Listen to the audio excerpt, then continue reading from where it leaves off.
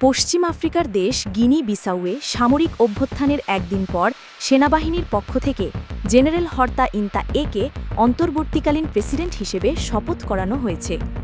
দেশের শীর্ষ সামরিক কর্মকর্তাদের মাঝে দাঁড়িয়ে নতুন ভূমিকায় অভ্যস্ত হচ্ছেন জেনারেল হর্তা ইন্তা। সেনাবাহিনীর দাবি, বাইরের শক্তি ও দেশের ভেতরের অপরাধ চক্রের হুমকি ঠেকাতে তারা এই পদক্ষেপ নিয়েছে। সামরিক কমান্ড জানায়, নির্বাচনকে সুযোগ হিসেবে ব্যবহার করে কুখ্যাত মাদক পাচারকারীরা রাষ্ট্রযন্ত্রের ভেতরে প্রবেশের চেষ্টা করছিল।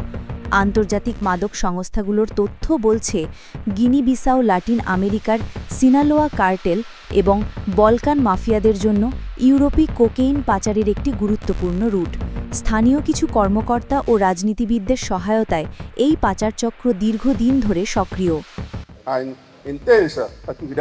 তীব্র এই তৎপরতা চালিয়েছে কুখ্যাত মাদক পাচারকারীরা, যারা নির্বাচনী প্রক্রিয়ার সুযোগ নিয়ে যে কোনো উপায়ে গিনি-বিসাউয়ের গণতন্ত্রে অনুপ্রবেশ, প্রভাব খাটানো এবং শেষ পর্যন্ত সেটিকে দখল করার চেষ্টা করেছিল।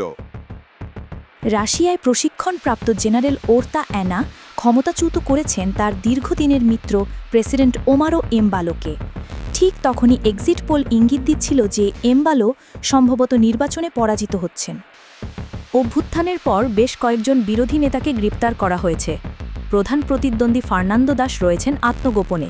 তিনি দাবি করছেন এই অভ্যুত্থানটি সাজানো। আমি শুধু আপনাদের জানাতে চাই যে আবারও আমরা একটি সাজানো অভ্যুত্থান প্রচেষ্টার লক্ষ্যবস্তু হয়েছি।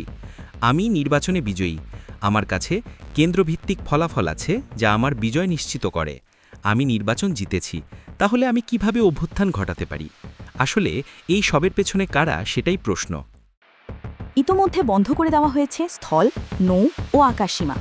সামাজিক যোগাযোগ মাধ্যমেও দেওয়া হয়েছে কঠোর সীমাবদ্ধতা। জনগণের মাঝে তৈরি হয়েছে আতঙ্ক ও অনিশ্চয়তা।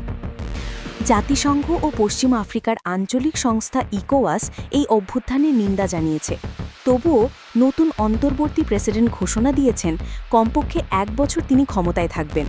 পশ্চিম আফ্রিকার কুপ্রবণ অঞ্চলে এটি আরেকটি সামরিক ক্ষমতা দখল, যেখানে গণতন্ত্র বারবার বন্দী হচ্ছে ইউনিফর্মধারী শাসকদের হাতে, আর দেশ আটকে আছে বৈশ্বিক মাদক বাণিজ্যের গভীর জালে। গিনি বিসাউয়ের পরিস্থিতি কোন দিকে এগোয় তা এখনও পরিষ্কার নয়। আন্তর্জাতিক মহলের নজর রইল দেশটির রাজনৈতিক ভবিষ্যতের দিকে।